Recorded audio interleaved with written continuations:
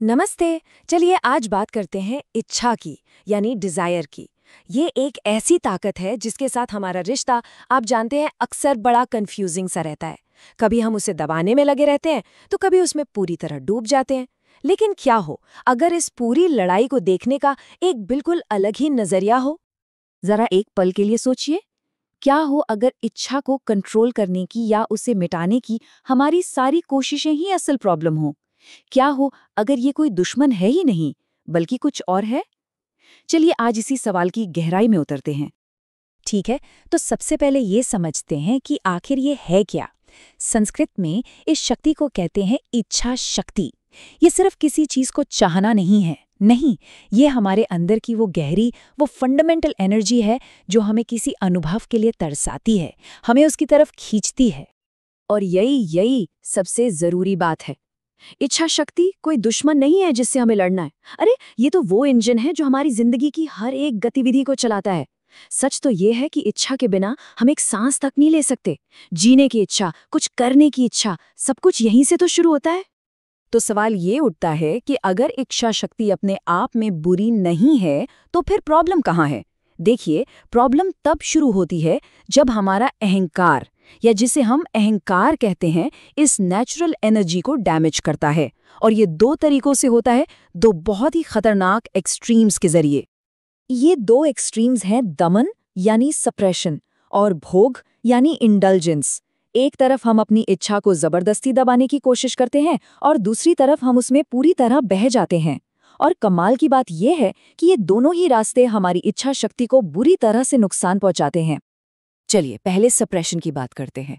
जब हम किसी इच्छा को दबाते हैं तो वो एक स्प्रिंग की तरह बन जाती है। आप उसे जितना नीचे दबाएंगे वो उतनी ही ज्यादा ताकत से बूम वापस उछलेगी।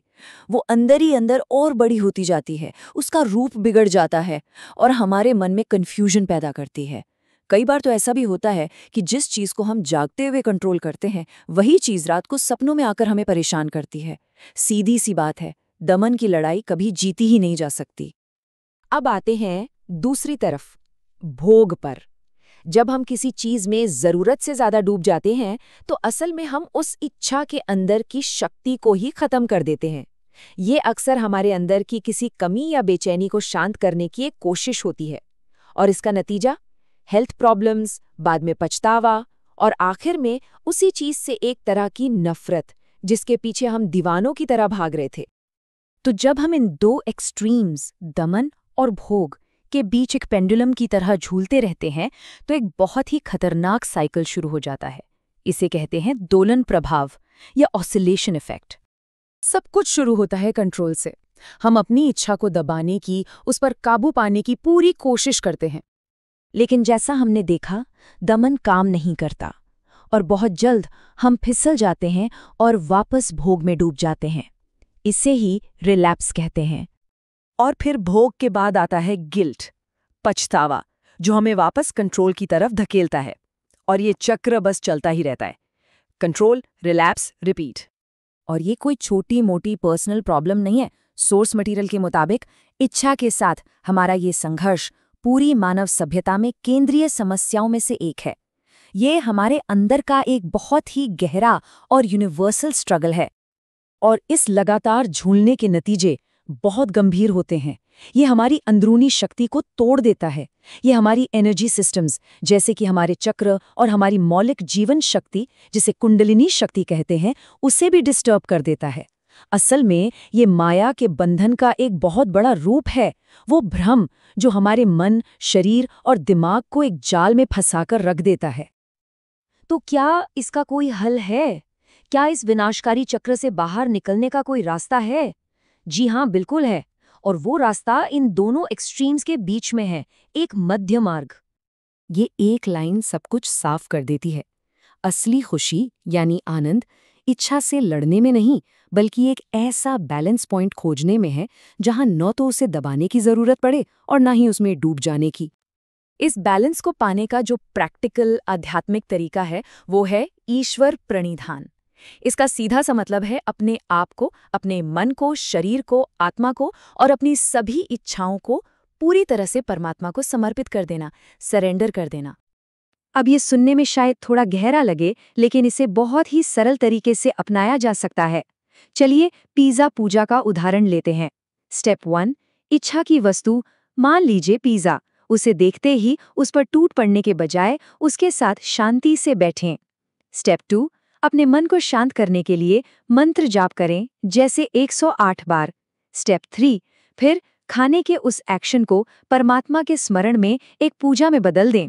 और स्टेप 4, जब आप ऐसा करते हैं तो इच्छा को अपने अहंकार से जुड़ी चीज की तरह नहीं, बल्कि परमात्मा से जुड़ी एक लहर के रूप में अनुभव करें। और जानते हैं इस प्रैक्टिस का नतीजा क्या होता है? हम पाते हैं कि हम ठीक उतनी ही मात्रा में खाते हैं जितनी शरीर को जरूरत है, न ज्यादा न कम। बिना किसी जबरदस्ती के स्वाभाविक रूप से एक संतुष्टि मिलती है।